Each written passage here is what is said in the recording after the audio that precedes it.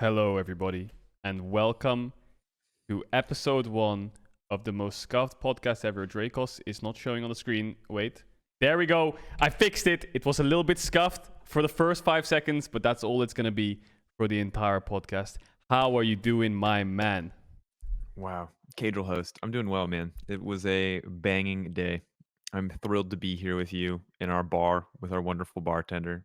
Dude, this bartender is lit. You know, he's getting me some fire drinks all night long. I love it. He's just a big, beautiful man back there, giving us exactly what we need to get through this podcast. You know what he said And to me as soon as I came in the bar? He said, if you're buying, I'm in. that's what he says in the game. You're Really? so clever. Oh, damn.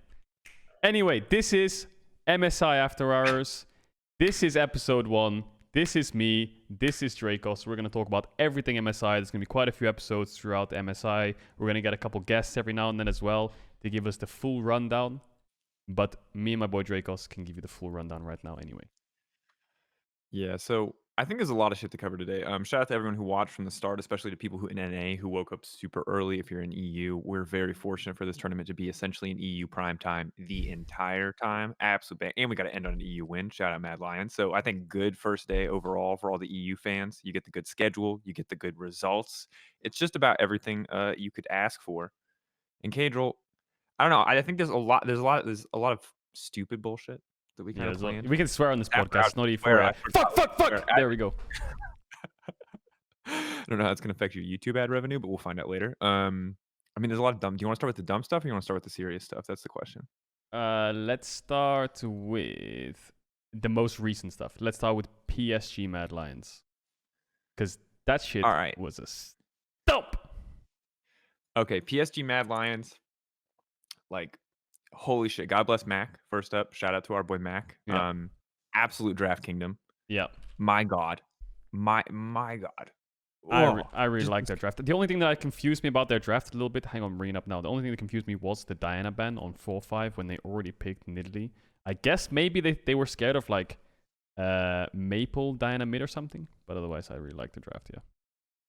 Yeah, I can't. I'm not 100% sure what the call was there. Maybe they're just sweating because it's a solid pick overall. But yeah, overall, I think personally that this was not only. I think there's a lot of things to look at in this game. I think the most important thing, if you are a Mad Lions fan, is that the Mad Lions bot lane played really well. El Yoya is also really important to point out because he's a rookie on stage. We never knew how he was going to perform, but he's literally never once since he set foot on this stage underperformed. Not a single fucking time, which is insane to say. It's insane that it continues, but Mad Lions bot lane underperforming, that shit happens all the time. So the fact that they showed up today against the most important opponent that they could beat in the group stage and just absolutely cleaned house is a damn good look. That's the thing, because the PSG thing was leaked where it was like Mad Lions and PSG were on the same wavelength in scrims, but that looked like a whole heap of bullshit after I watched that game because it was a bot gap, it was a mid gap, it was a jungle gap. Hanabi was basically AFK, lost his TP advantage, Armut TP's bot, wins the bot fight.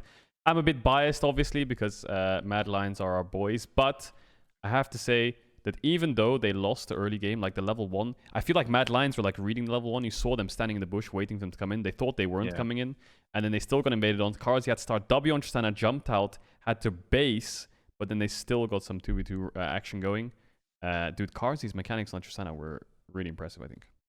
Karzi was clean. I mean, I think that once he built a big enough lead that it wasn't, and they were funneling gold into him too. So I won't say that this was like the greatest Tristana performance of all time, but it did look good. I think the other thing that you have to consider just to kind of temper expectations for Matt a little bit is there's two things. One is the draft, which we already kind of talked about. We can go into more detail on. But the other is like Doggo in lane with Kai Wing. Have they had time to practice? Yes. But against Mad bot lane, who are just gonna fucking all in you. When they're playing well, they're going to all in you. Like that's when communication is going to break down with the substitute ADC. So am I like 100% confident that Mad come out of this group in first place after that game? Yes. Am I also now nervous that I've said that I've cashed across them? Also, yes. But when they get further in the tournament, I don't know. I think they're going to be challenged more in the bot lane. I just put some if lo-fi they're music forced on. into a W start. I just put some lo-fi music on. Little quiet, but you can just about hear it just because of it. But yeah, that was a really good game. I think my question to you, okay? Now, I want you to think back to the Istanbul Wildcats versus Pain Gaming game, right? Where Pain Gaming actually came back. Who was the bigger loser in that game? Was it Istanbul Wildcats or was it Vedius' Twitter account? I feel like it was Vedius's Twitter account. Mate, that guy had 2,000 mentions in like 20 minutes. Do you have the overlay? I can't. I'm looking at notes right now. Do you have the overlay where you can like show replays set up? Well, this is a scuffed stream, so just put the tweet in front. Put the tweet. You yeah, gotta show the yeah, people. yeah. Let me just guys. This you guys knew this podcast was gonna be scuffed from the second it started. But wait, think about this. Chat. Pabu and Os went 0-2 today in their quadra round robin group, and Vedius is still the bigger loser today. So damn it. This man got how many quotes? 2.1k replies to his tweet because he tweets the TCL smurfing on CBLOL. Mate, the whole fucking Brazilian population was commenting on this tweet. I don't know who the bigger loser was. Was it Istanbull Wildcats or was it Vedius' Twitter account? I mean, Vedius's interactions numbers are for sure winning off of this. But what I'll say is that like the fault I think is the gambling odds here. Is because if you win and your tweet is right, like TCL's on your side and they're like, hell yeah, that's right, Vedi, back us up. But if you lose, the entire Brazilian fan base comes crashing down on you. This one is so funny. This picture is so good. Bro, Look at it. I swear to God, it single-handedly motivated me to want to learn Portuguese. It's actually just the best. This is the best part of the day. Oh my god, they had so many fucking memes. Yeah, that was really funny, dude. There was so many PogChamp storylines today, dude. I think Vedius was. I hope it's all purely banter though. I know some people get really mean-spirited with this shit, but I hope that Vedius DMs are purely full of like just banter. I hope people no one takes this too seriously. Like it's all just banter at the end of the day. But like props to Pain Gaming, keeping the mental up. I mean, I think BRTT at one point was like 4 TCS down, 0-3, 0-4, lost his tower, completely out of it, but they bounced back. I don't know how the fuck they won that game. That game was unwinnable. Let me get my little stats up here. I want to see how far behind they were in gold in that game, because I feel like they were completely and utterly out of it. I think me and you probably could have ended that game. But really good team fighting from Pain Gaming. They were only up about 4.5k gold actually at 22 minutes. So not the biggest lead, I have to admit. Yeah. But still, with the champions they had, like Samira 4-0 in the first like 10 minutes of the game. Starscreen getting a double kill on the tower and double buffs when he gets dove. It felt like the whole map fell apart for Pain. Yeah. It honestly 100% felt doomed. And I think that when you look back at this as was the Wildcats, you can for sure be like, okay, we need to be better at closing out games. We need to be better at pushing our leads. But for Pain, it's just like, good job. Like the enemy team couldn't bring it home and you just tore them to pieces. Like it just like got worse. I can't even imagine being like a TCL hardcore fan. You're like, oh yeah, Turkish roster, we're gonna pop off. 4-0 Samira for Holy Phoenix. You're like living. Yeah, you're like living. You're like, this is the height of my life. And then to have that dream like slowly pried out of your cold dead hands while Tristana with 0 kills is just sitting in the back line like laughing and shooting as like your entire team is demolished. Like, oh yeah. It was so funny though, because it was like they threw their whole team at Istanbul Wildcats. They got an inhibitor. Then they all died. Came back. They threw the whole team back. They got 2 inhibitors. They all died. They came back. 3 inhibitors. They all died. They came back. 2 Nexus towers and 3 inhibitors. They came back. They end the game. It was so fucking funny. Oh my god. Oh, Kobe's in the chat. He says, "What a banger!" Shout out Kobe. Dude, shout out Kobe. Shout out Kobe. If we have to make an MVP of the day, it's Kobe. It's the solo casting legend for like 10 minutes straight. He play-by-plays, analyzes, and talks about the game. Kobe is to the broadcast what Tinones was to Pain Gaming. Or to the man just refused. As well. The man. Yeah, true. Against the Lions. Oh no. No. All right, let's get some hot Kobe absolutely goated. Yeah, for sure. Kobe Flowers absolutely popping off, dude. So now the second thing I want to ask you, Drakos, because now I asked you who the biggest loser was in the Istanbul Wildcats Pain Gaming series, or Vedius Twitter. It was Vedius' Twitter. Now, for sure, I ordered a large pizza when I got home tonight. Okay, and I one-popped that pizza like it was fucking nothing. I didn't eat for 6 hours. That shit got one shot. Now, who got one shot harder, do you think? My large pizza or Pentanet versus RNG? Did you stop for like 3 seconds while you were eating the pizza? Did you even stop, or did you just like completely like 100 to 0 it? Well, it was... Yeah, I think I took one break. when I had to like sip on my water. Did you take one break or 2 breaks? This is a really important question. This is ultimately the deciding factor in answering this question. Maybe like 2 breaks for water, but afterwards I was laying on the sofa and I told Karina, I was screaming like, Karina, I can't breathe, I can't move, my stomach was full, I was a bit too fed, one would say, as Kobe said in the chat. So I one-shot the pizza and got really fed. Now, who got fed harder? Was it RNG who one-shot Pentanet, or was it me and pizza? All right. So I think it's. I'll be honest. It's really close. It's really close because Pentanet also had that single first blood. We were kind of like, oh shit, Pentanet, let's go. You got it good. And then they had that one team fight where Pablo ulted in from the backside, and they immediately got Gnar rumbled. And that was your second moment in eating the pizza. So I'd say it's pretty close. I would say that you probably did to that pizza about what Pentanet or what RNG did to Pentanet. The sad thing is, you would have then, if you wanted to really add insult to injury, Karina would have needed to come in and then eat a second pizza as the Unicorns of Love, and then the Pentanet story would be completely complete, as this metaphor is just absolutely beyond. This metaphor just went to like fucking Narnia and back. But in all honesty, okay, look. Pentanet played 2 games today, right? And I love the Aussies, raise your koalas. I'm all behind Pentanet. The problem is they got 5 kills in 2 games. They lost both games. Both games went to around 25 to 28 minutes, but they had 5 kills in both games. Like, I feel like they're not really doing much. And Chaz, their mid laner, actually had 100% KP. He was part of all 5 of those kills. He was trying to do things on the Lee Sin and the Rumble, but it felt like they were a little bit on the AFK side of life.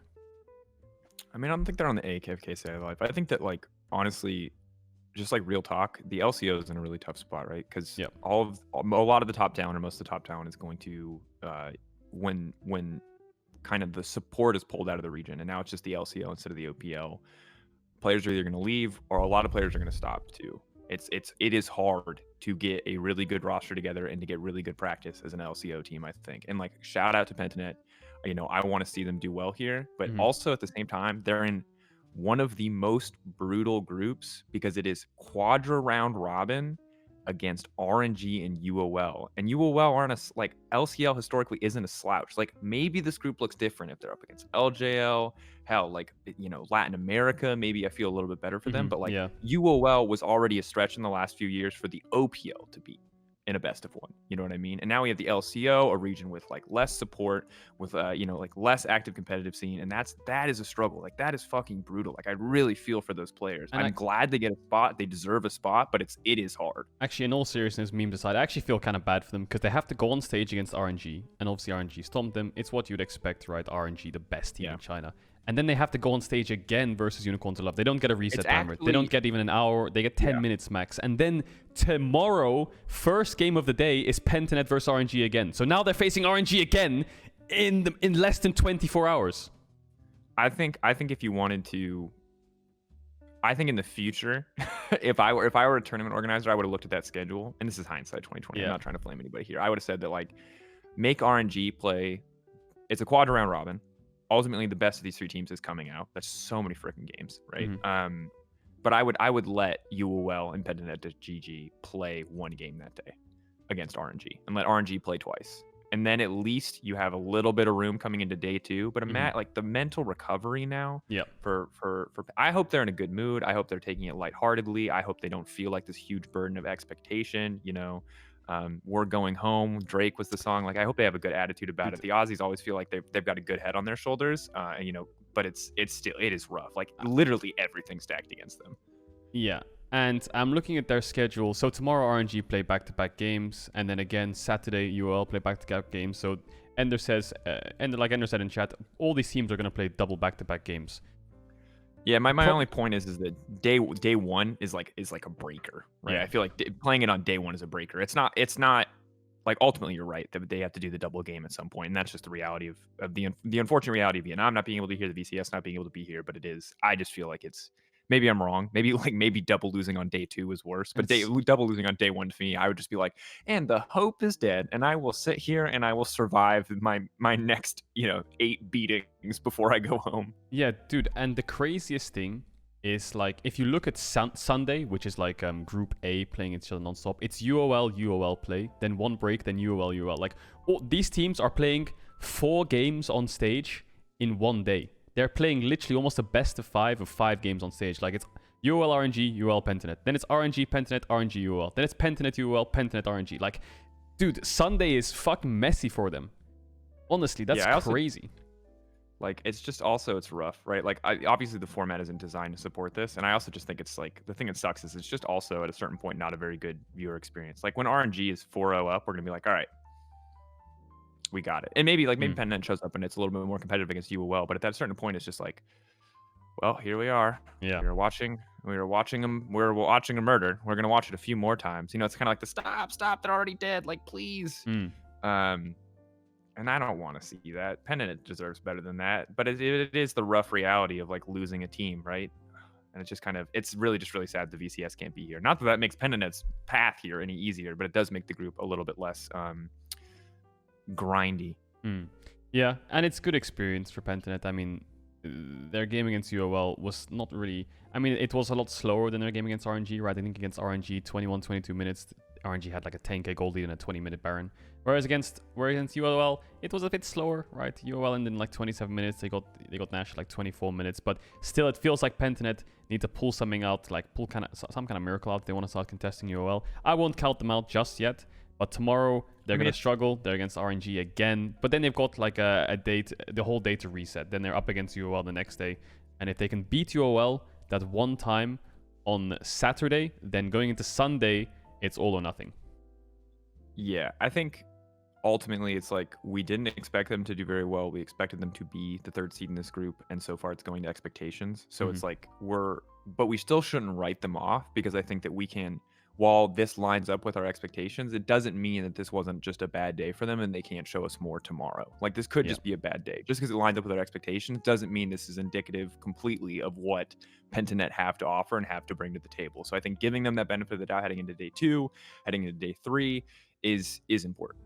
Yeah, I think Pentanet definitely need to step it up a little bit. But that's kind of like a mini rundown of today's games. You made a little segment in here called Pronounce the Player Name, because we did a cast today, and I think I butchered at least 2 players' names on the cast today.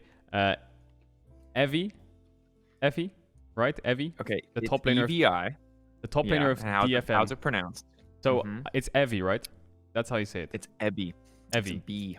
Ebby. Okay, so actually on the cast, I believe on the cast I said Evie, EVI, and Evie. Those are the 3 names I said during the cast. I was like, whoa, Evie with the solo, almost solo kill, or wow, Evie TPing top, and then EVI is now coming in for the fight, dude. So it's crazy, because I think your approach to figuring out player name pronunciation, I think some people would call it like the sharpshooter fallacy, where you just like, if you take enough shots, eventually one of them will be right. Yeah. So that almost butchered. Then the second one on this list is Bugax. Is that how you say it? I said Bugax. The Bugax. Wait, what you do need to do right now is go to the LoL Esports wiki and Google it, because the pronunciation is there. If you click the entire button, the chat can hear it too. I'm pretty sure it's Bugax. Wait, one sec. I always remember from the Migos song Bad and Bougie. Bugax. Bugax. Wait, one more time. Bugax. Okay. Bugax. Okay, yeah, I heard it. I hear it. There you go.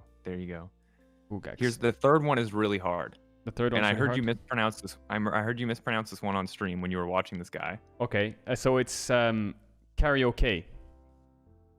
Karaoke. So, karaoke is apparently what. So this is getting more complicated, chat. And if you are Brazilian, I have to clarify Brazilian, because apparently people in Portugal pronounce it differently than than people in Brazil, which is like, oh my god, that's like too much for me. But it's not karaoke. As much as I know we would all love to call this man karaoke, it's not karaoke. Karaoke. So my understanding is it's karaoke. Karaoke. Okay, I'll try my best, guys. I'm sorry that I butchered these names. Why do you make it sound like Evie, budget? Bugax, right? Yeah. Bugax. Karaoke. And then the last one is BRTT. Well, that one looks easy. Why have you got that one in there? What did you think I was going to say? No. You mispronounced it. It's pronounced daddy. Okay, dude. Okay. I was wondering why I put BRTT on pronounce the player name. I was like, what? That's easy, man. Okay, we'll say. Oh, and PNG Daddy with the pentakill. Is that what you want me to do? Is that what you want me to say? No, absolutely do not. One of us will get in trouble. Probably me for encouraging you. I'm supposed to be the more responsible one here. Yeah, it's true. Oh. You are the ones who's responsible. It's all your fault. I think the other things that we have to talk about, I think overall, because we kind of covered a lot of the games, but we didn't really talk about Damwon C9. We talked about, I didn't talk a lot about Infinity either, but I think we should talk a little bit either about the meta or about overall like expectations for the West. Like obviously very easy to be excited about the Mad win, but I think that they're not out. They're not out of the shit yet. Yeah, it's just the best of one, right? It's just the best of one. But to touch on Damwon C9, because I think that was a really important game. There was so much hype coming up to this game. I don't know. I felt like Damwon just had way too much pressure on the map. Top lanes perma pushed in. Yes, Fudge is on GP. Counter picks top, but he's getting pushed in all the game. And he's using globals for team fights, for 2v2s in bot, which is great. They got some kills in bot, but still, they never really got the push because they had never had mid push, they never had jungle prio, they never had top push. So everything was just under their tower, and you can never find a play. The only good thing about having 3 pushing lanes for the enemy team is that lanes are gankable, but their jungler was too far behind to the point where he can't really find ganks, because the second he goes for one and it backfires, he's out of the game. So I think Blabber had to try and farm up to keep even with Canyon, or like even to the point where he's not losing his deficit as much, so he's kind of behind, but he doesn't fall extremely behind. And there was just too many pressure points on the map, and I think people were really skeptical about Damwon's draft after the game. They're like, well, what is this draft? First of all, they're overlaying a lot of CC, they have double AP mid jungle, and they have no late game insurance. These are the 3 key things that I thought that Damwon lacked. Yeah. But still, they had pushing lanes, and they used them well. So even though it was a questionable draft, it worked so well in keeping C9 under their turrets, keeping them pressured out, and they just snowballed to infinity almost. Even though despite they lost early skirmishes, they had so much push, they could just do whatever they wanted. Yeah, and overall, I think, so the thing that I noticed, right, that's just really rough for C9 is, the thing that I think if you're a C9 fan that you can be happy about is that Sven, when he has a good pick bot lane, like they prioritized that Varus and he made good on that priority. Like Sven Vulcan did very well in that game. Now they had a very strong bot laner. They were set up to win bot lane with the Varus, but that's good. You want it to be a discussion about what champions they're playing, not who is playing them when C9 sets on stage, you know? And sadly, I cannot say the same thing about top lane. Fudge, obviously a guy who improved a lot domestically, not by any means a bad player, but did definitely get exposed by Khan, had the GP counter pick, in theory was set up to do well in the game, but just got blasted. Like Khan is in Blabber's jungle murdering Blabber. So it's not really Fudge for the most part paying the price in the early game. It was Blabber in that circumstance who paid the price, and that's difficult. Those are the kind of differences individually, and maybe that changes if Nar's not on the table, right? I'm not 100% sure, but those are the kind of things that suck, because like you do not get to talk about the more strategic parts of the game if your players just lose in lane. Like that's just like if there's just a lane gap, it's like it doesn't matter how smart you are, it doesn't matter how good you are, it doesn't matter how great your team play is. Like if the enemy team is just better than you, they're probably like 9 times out of 10. The problem I have with C9's draft in a sense where I feel like what can you get out of their last pick, right?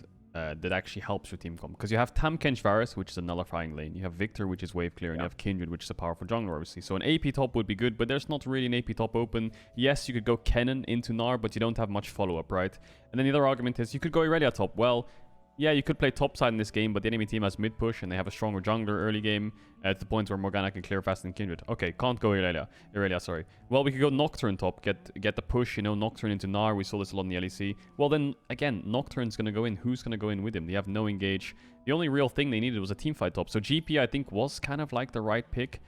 Maybe you could go for a tank, something like Sion, something really weak side, because I feel like C9's whole draft was just to kind of play defensive, weather the storm. A Karma top could have been fine too, but there was really not much Fudge could have done with the last pick to actually start punishing the lane, I think. Well, I think you're thinking more about how to set Fudge up for success, and when I look at that lane, it's like I just don't know if there's anything that Fudge can really win on right there, right? Like I assume, and maybe that's assuming too little of Fudge, maybe there is, but I think when you look at the composition, it's really, really, really reactive. Like you're relying on Varus CC to do your work for you. You're relying on Victor W to do your work for you against like the Jhin, the Jhin. Why am I blanking on this? What's the Zoe? God, Jhin, Zoe, Morgana. Like you don't have enough CC even when there's not a Morgana in the picture to really start fights on your own terms. And GP ult is nice, but again, GP ult I think follows the same thing as Nocturne ult. It's like unless they are on top of you, it's not enough to keep the start of fight in your terms, right? Because like GP ult comes down and then it's like you slowly walk at them and Varus ult them, like I guess. And it's still a super valuable, it's no means was Fudge bad with his GP ults. It was good. It's just that like once C9 starts to fall behind in that game, it's so hard for them to come back, I think, with the composition that they have. Yeah, and I feel like after watching that game, my read on Damwon at this tournament is you cannot give them lane priorities in a sense where you need to pick champs that can contest the push, right? You need a jungle matchup in the Canyon, which is favorable. Now, I'm not exactly 100% sure how the Kindred Morgana matchup goes because this is very new to the meta, but Morgana probably clears faster and has probably got better 2v2s, right? If Kindred gets hit by a bubble or a binding, she's basically dead in that 2v2 level 1 to 5. Yeah, I think to me, it's the clear speed that matters the most when I think about this, right? Because Morgana just turbo clears everything. And when Canyon's ahead of you on clear speed and he's running Predator and he can get to lanes ahead of you, and if you ever need to respond or defend a laner, because we saw that a lot in NA finals, it's like when Alfari was pushing really hard, he got punished consistently because Blabber had the time to do that. When Khan pushes really hard, if Blabber goes top, he's going to be down another 2 camps because Morgana is already full cleared, you know, her entire jungle and can move into punish and be wherever she needs to be. That's so what to you me, saw. Yeah, that's exactly what we saw. And to me, it's like we can always talk about like if the bindings hit, but you have to trust on Kindred where you have a reliable dash, you have a way to reset that dash cooldown with the W that like that's not going to happen. Like maybe it is, but like I think there's definitely more room for discussion about like how you actually play out the fights and how you play out the skirmishes. But the clear speed is just like, doesn't matter how good of a jungler you are. Your champion clears faster, it clears slow. And I think that the reality is we saw Kindred twice today. She's banned once, she was picked twice, 0% win rate. And I'm wondering if she just can't clear fast enough to keep up. Now, I'm not a jungler. You would know much better than I could. But I think this is a thing where it's just like, if you are slower than Canyon, now there's some other junglers where you can get away with having a slower carry speed. But if you are slower than Canyon, I don't actually know if you get to play League of Legends. Yeah. I think there's 2 things that you hit on there that I think they're definitely so accurate. The first one is the fact that the clear speed difference. And you saw it, right? Canyon was full cleared from bot to top on blue side, got level 4, and then ran all the way to bot crab. And by the time he did that, Blabber barely just hit level 3. I think he was 1 or 2 camps off level 4, but still, he managed to full clear jungle and be in time for bot crab to contest. Got a double crab, and from there, Blabber was just on the back foot in a losing jungle matchup, right? And then the second thing is Kindred strong? I mean, I've seen lots of Kindred Lulu here and there in solo queue. I'm actually looking at C9 here. I saw Perks and Blabber playing Lulu mid and Kindred jungle. But yeah, I'm not 100% sure how this champ goes. I've seen it mid, I've seen it top.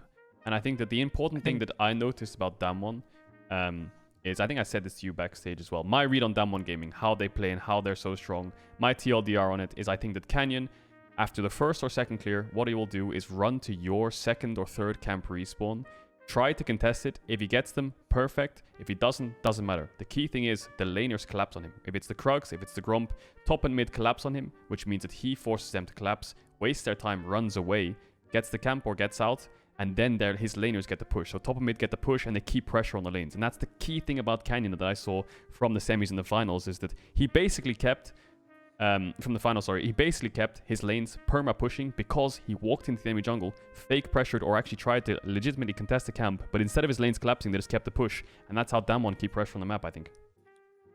Yeah, and I think that like you can see a little bit of that today. Like I think there's a couple tragic instances where, you know, jungle's getting invaded and Cloud9 just don't have the vision to know exactly what's going on. But I do wonder, because again, single game sample size, a lot of room for Cloud9 to adapt, a lot of room for the Kindred to show more as a pick.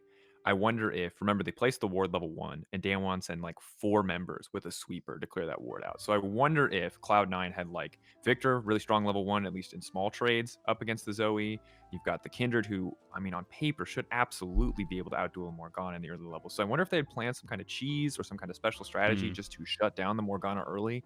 And that's why the Kindred is prevalent, because in terms of raw damage output early game, yes, Morgana has an insane clear speed, but no one gives a fuck about level 1 Tormented Soil. Like, great, it kills creeps. It doesn't kill champions. Yeah. So if maybe there was a strategy in Cloud9's mind or something that they had prepared where they walk into enemy jungle, they get a kill on Canyon right off the bat, and then Canyon never gets to touch jungle again. You know, we get like the Mowgli impression coming in for Blabber, where he just lives in enemy jungle and just auto attacks the friggin' Morgana. That's the thing. So maybe that's the strategy. Maybe that's the big strength of the pick, is that it just like totally abuses Morgana in duels. Because like you look at that kit, it's like Black Shield, not super impactful against the Kindred.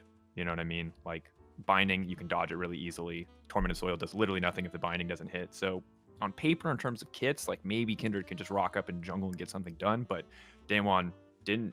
Whatever that ward was for didn't matter because Damwon took it away, and then yeah, Canyon just did Canyon things, honestly. The last thing I'll say on this game is the only last question I had for C9 is their red side first rotation bans, which they banned out Rumble, Nidalee, and then they banned Jace.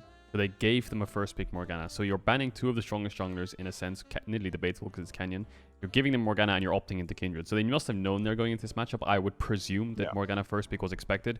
I think why ban away Jace? I know Khan is probably a good Jace player, but I think that Fudge has the champion pool to deal with it. You know, Gragas, Sion, Malphite, Karma, Irelia. These are champs that can deal with Jace on side lane. And especially if Khan's on Jace, a volatile pick that can fall behind, and you just put Fudge on a Malphite or something, then maybe you just have a better team comp in terms of just going for team fights. And I mean, he'll probably do the same thing as what he did in the last game. But yeah, I don't think the draft was a huge issue for C9. Just a lot of question marks in draft. Because I like draft a lot.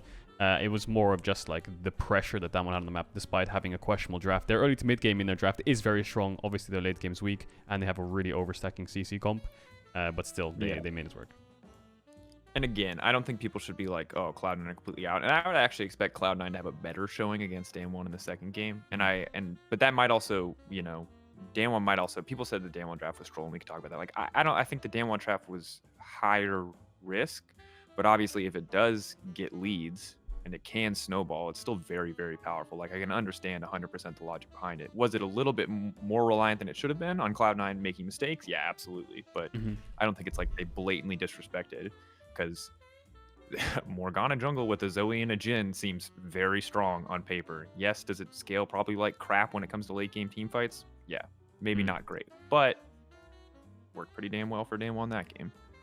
Yeah, and just talking about champions, I think there was 2 champions with 100% pick band presence. Correct me if I'm wrong. I think the first one was Rumble, the second one was Lee Sin. I think those 2 champions had 100% presence in the draft. I'm just going to check Morgana really quick just in case I'm wrong here. Is Morgana? No, Morgana, wait. Was champ? It's hard. No, Morgana was 6.7%. So it was Rumble and Lee Sin, I think, which were the 100%. 100% presence picks. I think they're the strongest picks, right? Lee Sin, I think what I've read from the meta so far that you guys can digest, in my opinion, is the fact that Lee Sin for me is really strong on red side, looks pretty weak on blue side. It's mainly a blue side ban, I think, because you can't flex it top mid, it's the last pick, which means you can actually counter pick it on red side if they first pick it on blue. And I think Rumble is just first pick, first fucking ban. This champ looks completely broken. Even though it lost in the hands of Pentanet in mid, I think Rumble jungle is absolutely busted. And if you ask me, well, Caedrel, is Rumble better on blue or red side? Doesn't matter. It's better on either side. Whoever the fuck gets Rumble is probably going to win. And don't put that shit in the solo lane unless you really have to. Because I think in jungle, it's just way too powerful in jungle to the point where what kind of lane matchup do you get that's good for Rumble where it actually gives you value to put it mid? What kind of counter jungle matchup do you get to give it value to go jungle when I think it's pretty much the strongest jungle in the game?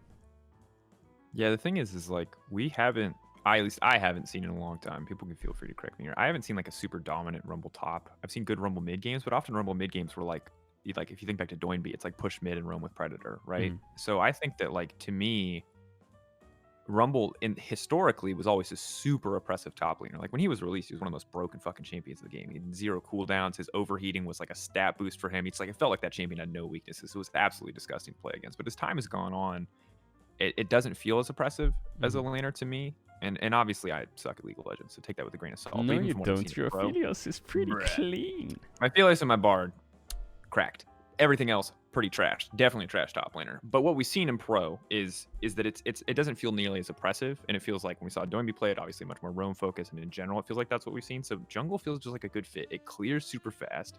It can duel early just because of, again, the ludicrous steroids. Even when he silences himself, if you've set up your second E harpoon, if you have your shield going from the scrap shield, it's like you just do so much fucking damage. You do so much damage. I believe, like, yeah, maybe a Kindred could outplay it pretty easily. Again, multiple dashes, very nice to have against a Rumble, but the ult is, especially with Night Harvester, it's just so ludicrous. Like, that ult has always been so OP, and the fact that you can now get it without having to think about lane assignments for it, and it clears faster than most of the champions in the meta is totally crazy to me. Yeah, I don't know. This champ is, it's fucking busted, honestly. Like, what the hell? So I think there's a new meta coming in. I think that this meta will progress as the tournament goes on. Maybe we'll see more picks, maybe we'll see less picks. I think it'll differ as the tournament goes on. There's still a few remnants of the old meta, 11.5, 6, 7, right? You've still got Udyrs, you've still got Narvs, you've still got Renekton's. We had a Hecarim Yeah. game, which looked fucking disgusting. This champ is So useless. trash. I don't know why the Which is- FM picked it. But this has to be a coach thing. And I don't know, right? Like, Kazu obviously worked in the staff, but like, because you've watched Steel play solo queue. Steel didn't play Hecarim in solo queue, did he? Am I missing No, something? I don't think he played much Hecarim in solo queue. I can check for you just to confirm it, but I think that, I mean, he had like 5 junglers banned against him, I think. I'm looking at the solo queue right now. Rumble, Morgana, Xin Zhao, Udyr, Lee Sin, Nidalee, Karthus, and then Hecarim, but still. Here's the thing, because I was so looking up a couple things, right? One, double checking, because I really feel like I was like in my head, I was like, oh, Udyr is super nerfed, but Udyr just had like 2 base AD taken away, and then Chem Tank got nerfed. So Udyr is still very strong early jungle clear, less oppressive obviously with the Chem Tank nerfs on one item, but you saw in the hands of Solid Snake as well as in the hands of Yoya, it was a very good pick overall. It still does what it's supposed to do. Is it as sexy as a Morgana or a Rumble? Absolutely not. It's boring as fuck, but it does shit. It does good work, you know. On the opposite side, though, Hecarim was just completely and totally gutted. Like, there is no reason to be picking His Hecarim. champ's win rate in solo queue is like 46, 47%. Which is disgusting, by the way. Which is low. I mean, if he was like a Zed, it'd be fine. If he was a Vayne, it'd be fine. But it's a Hecarim. As champion, you don't need hands to play Hecarim. Except for like that one thing where you are past them and then you eat them back. That's the most thought process that goes to the champion. Or holding the E when you go for the gank before your enemy flashes. Ooh, really big thinking. Gnar's the other one. You know, you look at it's all W procs related, yet despite that, Gnar 80% win rate today. 5 picks, only lost in the final game there. Do you know what else I think is sexy? Ooh. Your fucking outfit today. Jesus Christ, mate. You had me Is that in the sweating MSI coverage? from the Bro. first few seconds. Hang on, let me bring up Drakos' Instagram here, guys. I gotta love that show you. outfit. I gotta show love you, that Mr. outfit. Actually, no, it's on your I Twitter love as that well, right? outfit. It's I think it's just well, maybe it's on Twitter too. I don't remember where I put it. Guy, for those who don't know in chat, since you guys are an exclusive few, MSI is like maximum social engagement time. So you gotta like pump content out. Like you're gonna see every one of your casters Look at tweet 10 times more. this! Oh my god! Look at that outfit! Fucking fire emoji! To any caster, international or otherwise, you come to Berlin, we're going shopping here.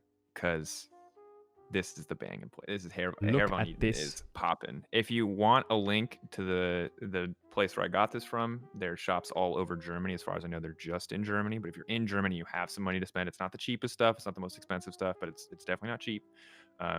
There's a link to. I tagged them in the photo on Instagram, so you guys can go check it out. It's super cool stuff. And I met the guy who designs all the stuff. He's awesome.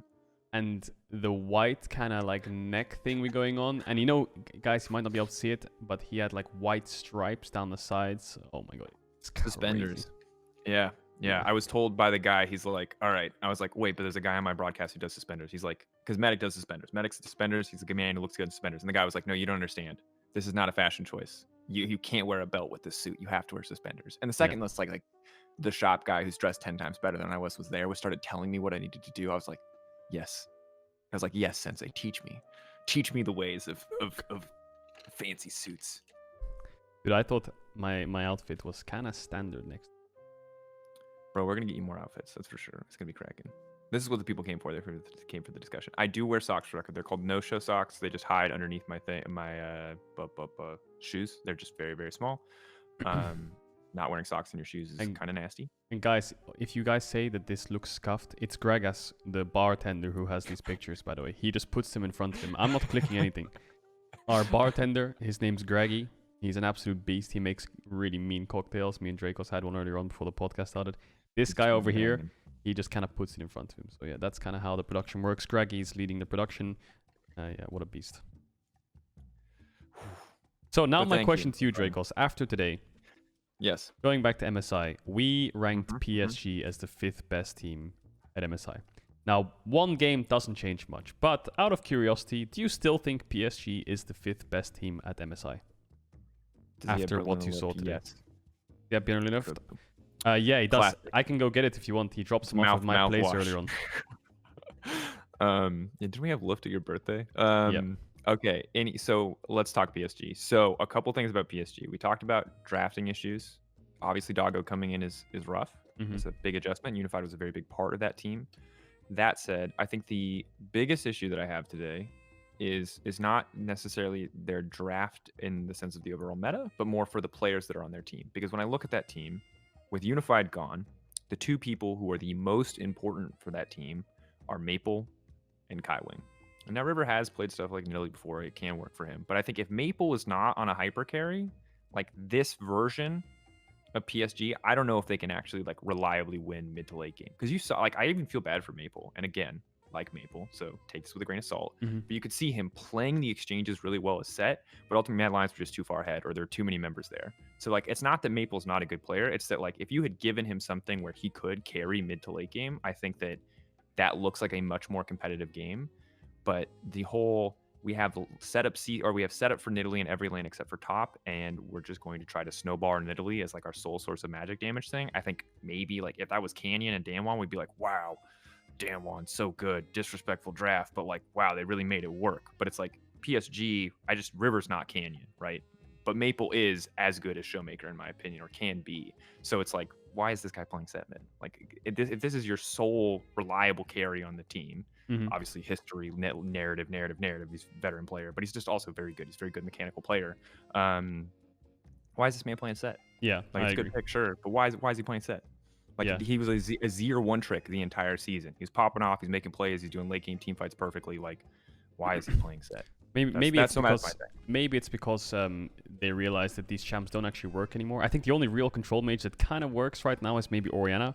But Maple has one Orianna game and he lost it. He has 12. Let me get this in your head, okay, Drakos. He has 12 Azir games, okay? Yeah. And his second most played is TF at 2. Now that to me is ridiculous. Now he is 26-2.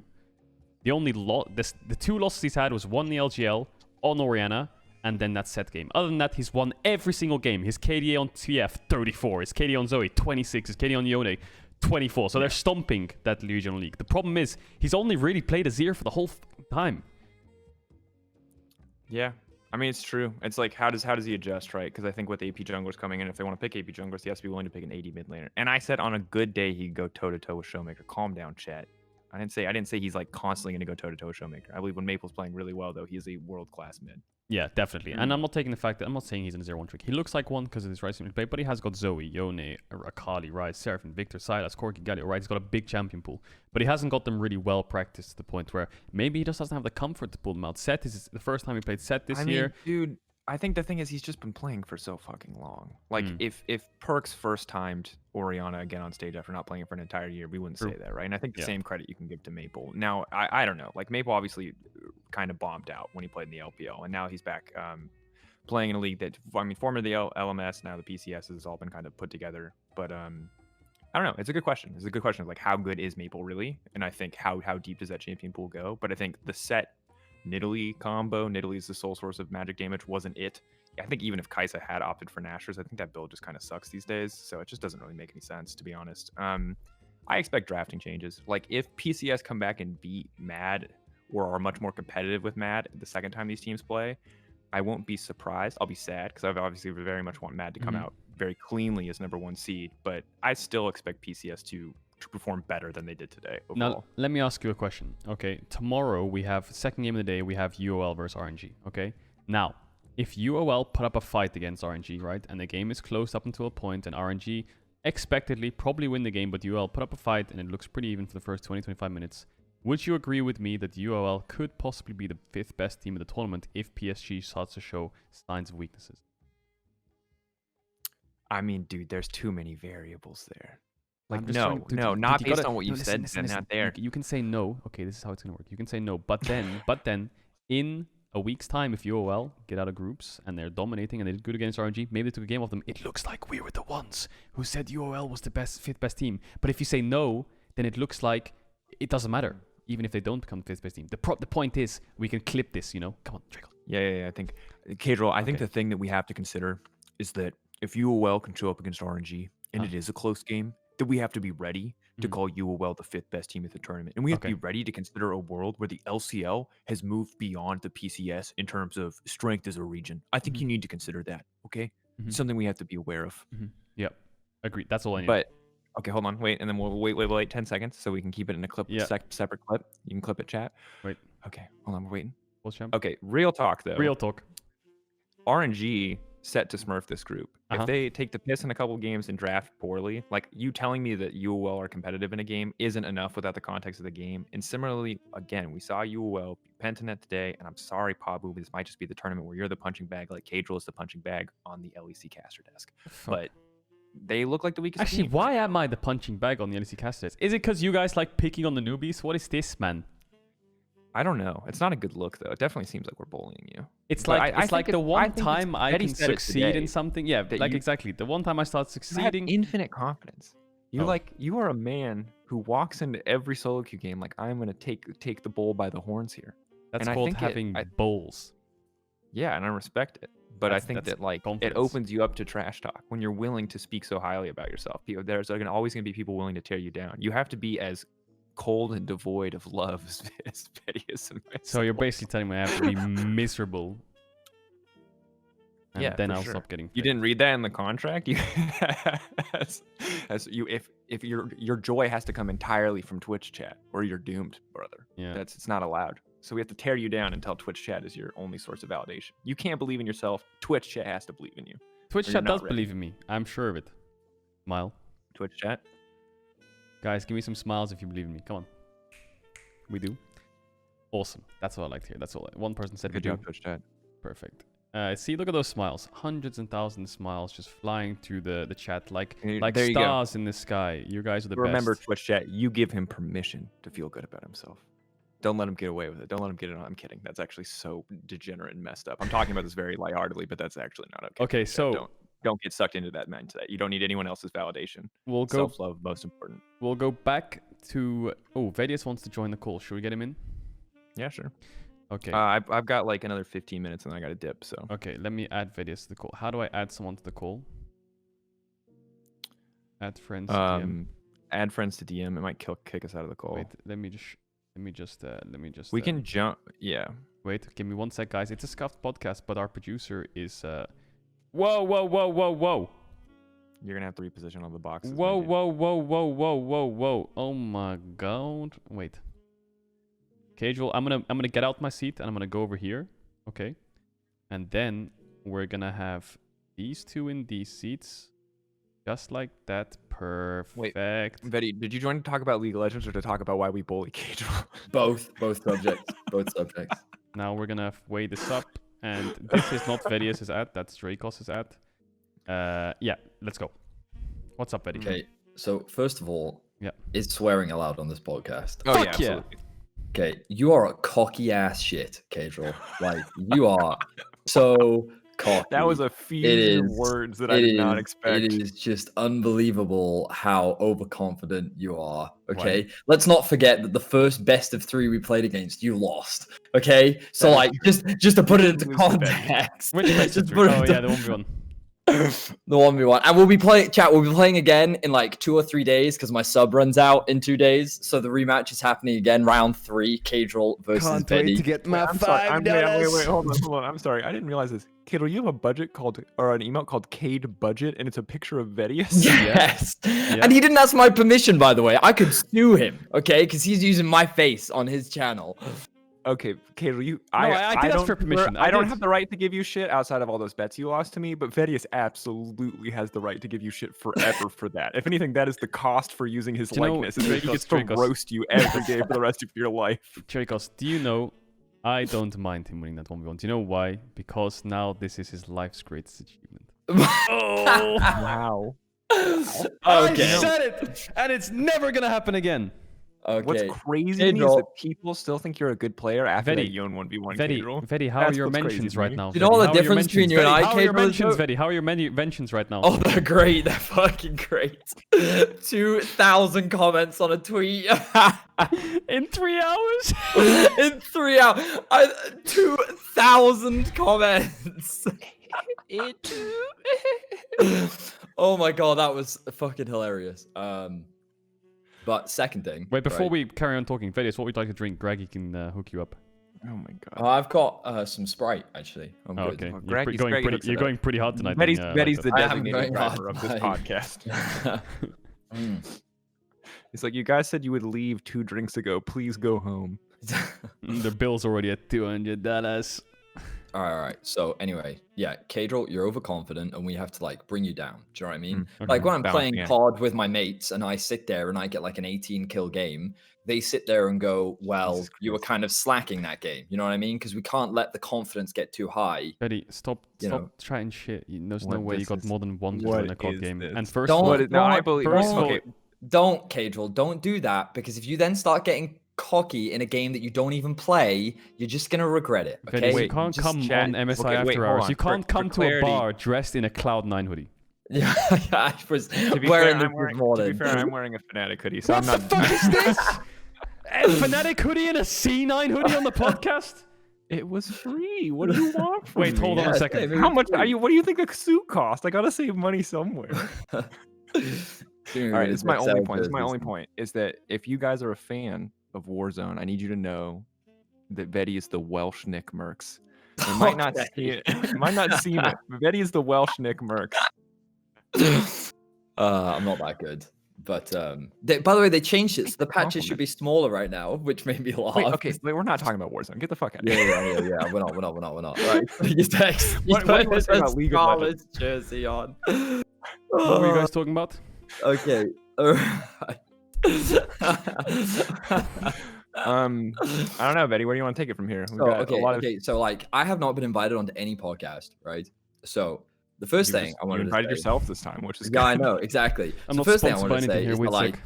I think people were always overcritical of Mad Lions, right? I do not understand how anyone ever had the perception that they would struggle in this group. Would be the first thing, right? Now, I think that the vast majority of people sit there and say that they wouldn't, and they consider them favorites. And I think it was reasonable to be like hesitant, but I think it was very unreasonable for anyone to sit there and say that they wouldn't make it out of this group. So that aside, I think also the RNG is a little overhyped. I think that they are. I would rate them as the second best team without a doubt, but people, I think, are putting them on a pedestal a little because they are the LPL representative. I think that they have clear weaknesses that, credits to the LPL analysts, they have actually been very vocal about, that I think a lot of people have kind of ignored. Because I've been listening to like their finals analyst desk, and I've spoken to Lyric, and I spoke to Kelsey, and all of them have said like, some of these players have champion pool issues. Some of their solo laners aren't that reliable. Way is really important to the success of this team. Like if Ming doesn't pop off, sometimes this team can really struggle. And like they had really good team fighting in the finals, but during the regular season, they were not winning through team fighting. They were winning through like split pushing or playing like 0-3-2 comps, and like largely playing through Xiaohu in the top side of the map, and like trying to unlock Cryan a little bit to try and help roam up top, kind of similar to how C9 play a little bit. So I think that like RNG is definitely a good team. I would definitely not take anything away from them. But the thing that frustrated me was some of the arguments that were used against Mad, where like they struggled in their finals, they kind of won by default. You could use against RNG as well, because LWX had a terrible series in the final. So I feel like the RNG is still very good, but I do think that they are a little overhyped, in my opinion. I think Damwon is by far and away the best team, and then there are teams underneath them. So I think so far, yeah, I don't think that like there's a lot to unpack there. I think so. Let's start with let's start with the Mad Lions point. And I think the thing is for me is that the baggage of Mad Lions bombing out at playoffs like matters to people. And does it matter maybe more than it should? Yeah, but like I can understand people being hesitant to put faith in Mad Lions until they prove they can perform. I like think that's Carzzy playing well today was a big deal because Carzzy wasn't that good in the finals. And I was starting to wonder how well Carzzy would perform in high pressure situations, and he popped off today, and that makes me super, super happy. Like they made that lane work. Elyoya continues to prove that. Okay, we talked about this at the start, but it's like Elyoya just continues to prove that Peeb is unfazed by anything and everything, and he's just the golden boy, and he can do no wrong, and we all love him. Elyoya. But on the opposite side for RNG, it's like there probably are a decent amount of LP analysts you talked about who are already taking away some credit from RNG and being like, oh, was this actually our strongest representative? But the thing is it's not this G2 situation where like LPL has consistently sent the same representative every year to the point where people are like, oh crap, we didn't send our best teams. Like the LPL is constantly shifting and constantly changing, and there's so many years I feel like where people have gone, oh yeah, but it's like IG, yeah, they've got the best solo laners, but like, are they the best team overall? Like, yeah, this team's pretty good. And I think that the thing about the LPL is because it's so competitive and often so successful despite like a very competitive top three, there's more room to discuss. Whereas Mad Lions were like, they sucked last year, right? That's what we have to accept. They were really bad internationally. They have to earn that credibility back, even if some of that baggage doesn't belong to like Elyoya or. I guess the thing that frustrated me, not from analysts to be fair, because I think many analysts were actually quite fair and reasonable. Like I really liked Azael's comments on Mad because their bot lane has struggled all split. In fact, not just in playoffs. I think that they have had not a great split, and I think that talking about that as like what will they look like internationally was a fair point of discussion and contention. I just think that people holding them accountable for like what happened last year when they had to do a 2-week quarantine in China when a bunch of these guys had their first ever international event. Yeah. Like there were so many extraneous variables outside of the fact that like they also had to play League where the meta also wasn't good for them. Like it was all kinds of things that went wrong for them. And I'm like, the situation alone is just so different now compared to what it was. Don't you think other EU teams had to do the same thing? Yeah, but like you compare the difference between like G2, who have gone to multiple international events, they have lots of experience, they know how to cope and deal with situations like that. Like Caedrel, I mean, you've been to a different country, right? But you think of, okay, let me interrupt you there. G2, yeah, but Fnatic, exact same thing, right? They have to do the exact same thing Mad Lions do. Maybe Mad Lions had to get there earlier because of planes or whatever. And Rogue as well. But Selfmade as well. That was kind of his first Worlds, right? Yeah. Yeah. Do you think Selfmade had a really strong Worlds? Yeah, I think he played excellent. I mean, I think the top esports series he was carrying, but I think the reverse sweep just sucked. Yeah, but by the top esports series. But the group stages, I think Fnatic was super shaky, really inconsistent. I think ultimately, like, people are going to be affected differently. And Mad Lions have more than enough reasons to underperform on that stage. Also remember that this is a team that, for most of their players, played, like, what, 6 games on stage? And then we went into quarantine? Like, that year is hard. Yeah, I'm going to take this like, jersey if off. we come out of this... And also, I'm not trying to sit there and say that that was the reason why Mad lost. I'm saying there were all these other variables that I think contributed to their taking this well, and I think all of that context is important, right? And I think that if someone wanted to come down and have a really big discussion about why they didn't have faith in Mad, I think you could provide all that evidence. But if that person still walked away at the end of the day being like, well, I'll believe it when I see it, I still think that's totally fair, right? Like, I agree. I personally agree with you, but I think if someone who is a Mad or a G2 fan or an EU fan was like, I'm nervous about Mad Lions, and that's I can't take that away from them. Yeah, of course. I think that's fair. Super fair. I want to bring us back a bit because I like this discussion, but I want to kind of come towards the end of the podcast with an off-topic MSI thing, which is very recent. Okay, 2 things according to LEC Wulu. Fnatic have come to an agreement to sign Adam, and Vitality have come to an agreement to sign Tukuli for both starting teams in the LEC summer split. Tukuli? Yeah, I have no idea who Tukuli is. Tukuli, he was the mid of Geo, Gamers Origin. Okay, cool. Really? So that's where Tanks used to play, right? Possible sub or replacement for Bwipo or 6th roster kind of thing going on the top side there for Fnatic. Ooh. And for Vitality, just a straight up new mid laner. Game Ward LFL is going to sell Tukuli to Vitality's LEC team for the summer split. Wait, Initial okay, thoughts? hold on. Just for the record, Bwipo's still contracted to the end of the year, right? Hold on. I believe so. There's a lot to unpack here because, chat, I do not want you going to Reddit to drama monger. All right. Yeah, you picked a very dangerous topic here. First off, this is a rumor. I generally think that LEC Wulu has been pretty on point, but again, I think that's a rumor. None of this is confirmed or substantiated yet, so keep that in mind. Also, I want to make this very clear because we are partially responsible for this meme. Bwipo does not intend at this moment in time to become a caster. We would love him. I will continue to say that. Bwipo, if you want to retire, we will take you with open arms. You are very good at this already. You have a lot of natural talent. That said, Bwipo is a very good player still. People like to give him shit because Fnatic bombed out. He is still a very, very competitive player. And Yamato is here. Yamato's in the chat. Stop assuming Bwipo's retiring to become a caster. It's not going to happen. It is a good meme, but please, for all the people who are seriously talking about it or roasting him saying you should be a caster, quit being a fucking clown. That is my request. Love it. Yamato just showed up. He's like, "What's going on here?" Just comes out of nowhere. I nothing, Yamato. Nothing. We just, just. We're just talking about creationism, Adam and Eve. That was good. Wouldn't it be weird if Adam just left? Left what? And then appeared, joined somewhere else. He's just a really enthusiastic guy. He's got a lot of passion. Really passionate about certain topics. You could say that he's a good top laner. Did you just Okay, Drakos. Okay.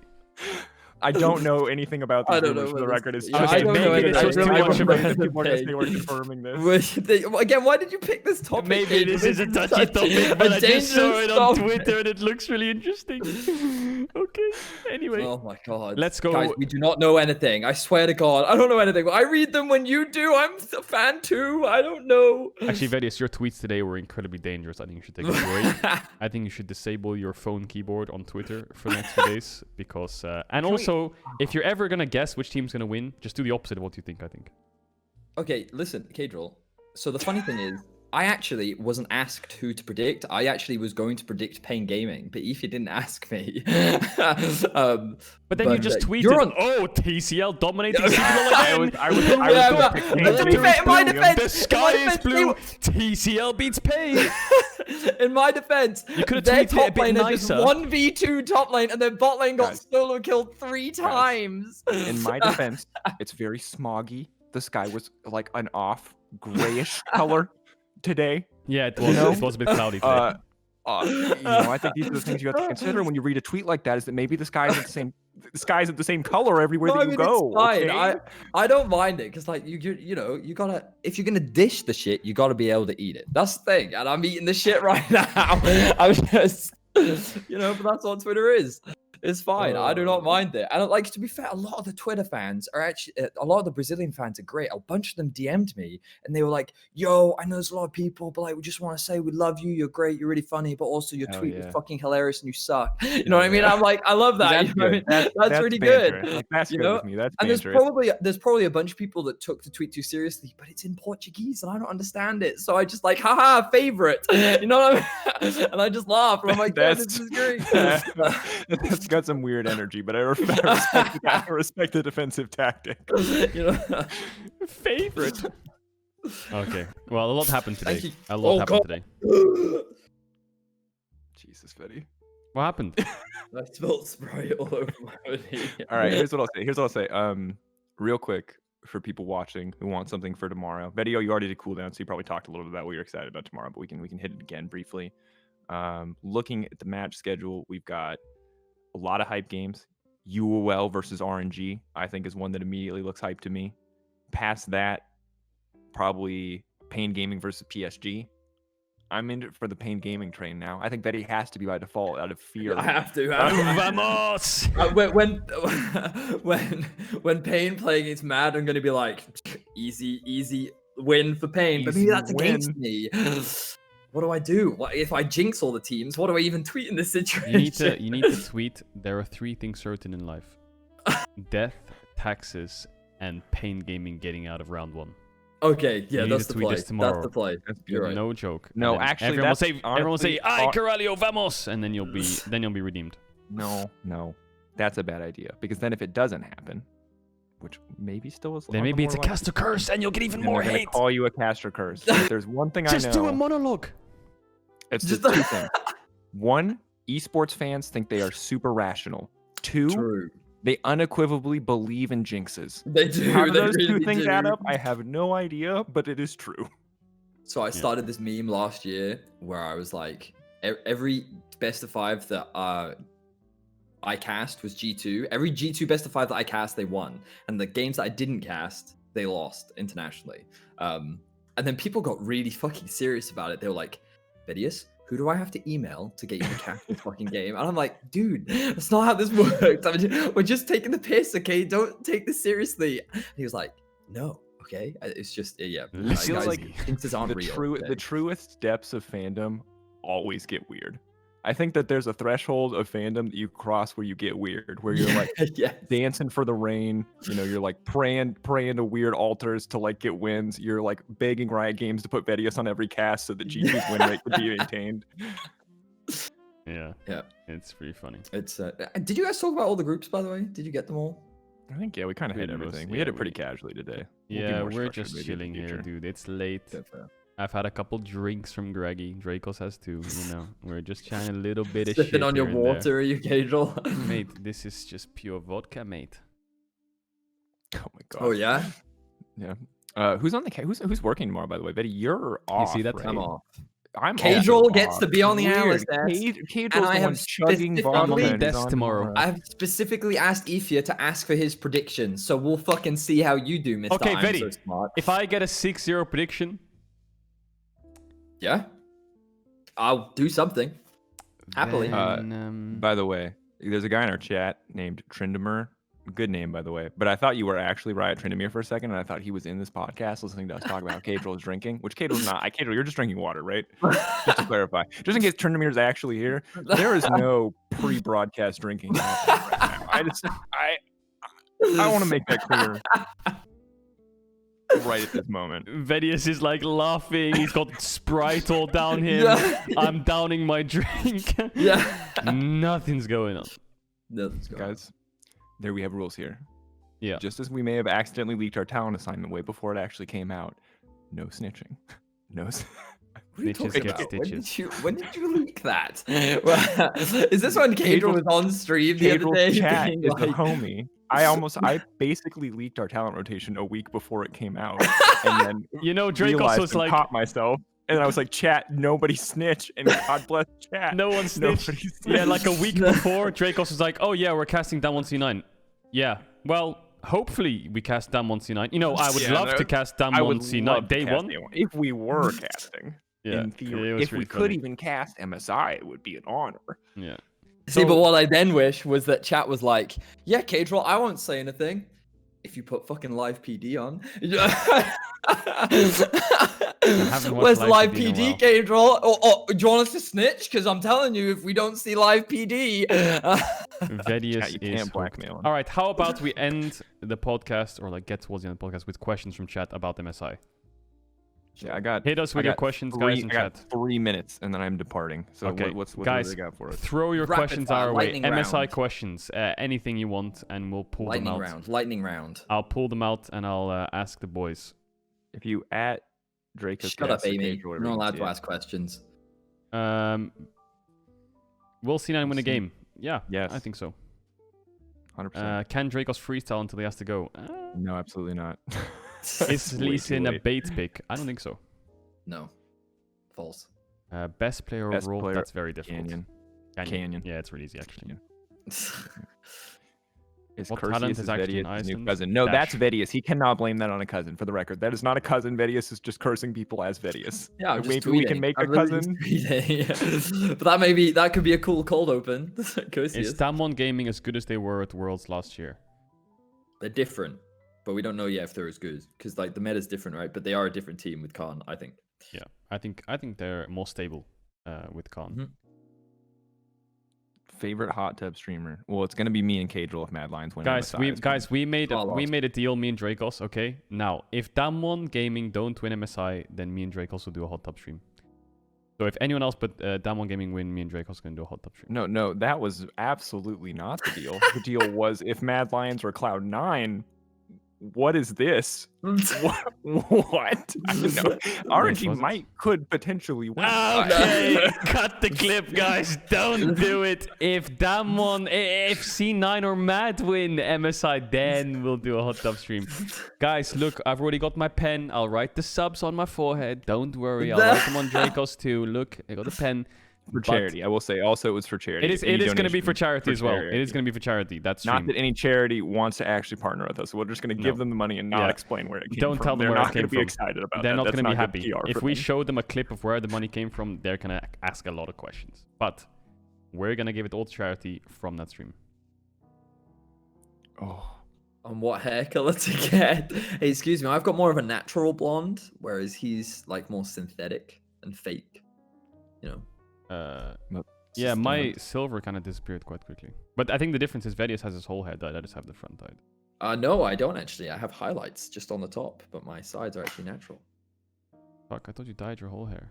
Yeah, I did in the past, but then my hairdresser was like, I have a new idea, and he was very passionate about it. So I said, all right, I trust you. And then he just went away. Why isn't Vedi invited to the hot tub? Because there's been no gym for the last 4 months. When the gyms reopen, I'm down for Mate, hot Oh tubs. you yeah, think my I hope body you guys looks aren't good? expecting a 6-pack. Yeah, like this is guys. This is gonna be a stuffed hot tub stream. My body is pathetic. But I'm still gonna get in that hot tub. It's based, by the way, guys, when we say hot tub, it's going to be a kids paddling pool with some bubbles. Okay. Yeah. Wait. For the record, though, one question I do want to answer, J-Soft, you're asking about Armut's name pronunciation. People butcher name pronunciations at international events. It's important, but when you're prepping for how a team plays and who their significant members are, you sometimes forget to prep all of the ways to pronounce all of the names. You forget in the moment. It's new names for a lot of people to say, especially if they're from different languages. So cut casters a little slack. You're free to call them out on it, but don't burn them down for it. Every caster messes up at least. We butchered a bunch of names today. Vedi is probably the only person in this call right now who has not butchered a name yet. So I didn't know it was Carioca though. I was calling him Carioca. I apologize for the Booga X. I apologize. That for made the me EV. laugh so much. I apologize for it all. I really did wish that you were bad. double down on it. You're Booga X. X marks the spot. You could have just, you could have really gone in. Someone get Vedi on the casting desk. He's got too much energy. If we would try casting, that's what I would have done. I would have said, is he Booga X or Is X gonna give it to you? No, for fuck's sake. Oh my God. Also, R.I.P. DMX, by the way. Stream his music. Do it. What's up? Banter. Anyway, do you have to go, Drakos? All right. Yeah, I'm gonna go. I think Drakos is gonna go. Guys, this was episode 1 of MSI After Hours. Thank you, Drakos, for co-hosting alongside me. Thank you, Vedius, for appearing towards the end and giving us your insights. I hope you guys enjoyed this podcast. Episode 2 will be out soon. You'll probably see it on social media or when the stream goes live for it. We'll probably have a guest for that as well. But yeah, thank you all for being here. Thank you all for the questions. Hope you enjoyed MSI. And remember that every single month you can donate a free Twitch Prime to an account of your choosing. And should you so happen to donate it to this channel, you can expect more amazing content from Caedrel and friends. I thought for sure that was going to be a plug for your own channel. Holy shit, you're actually a good friend. I don't have Prime. You can't sub to me.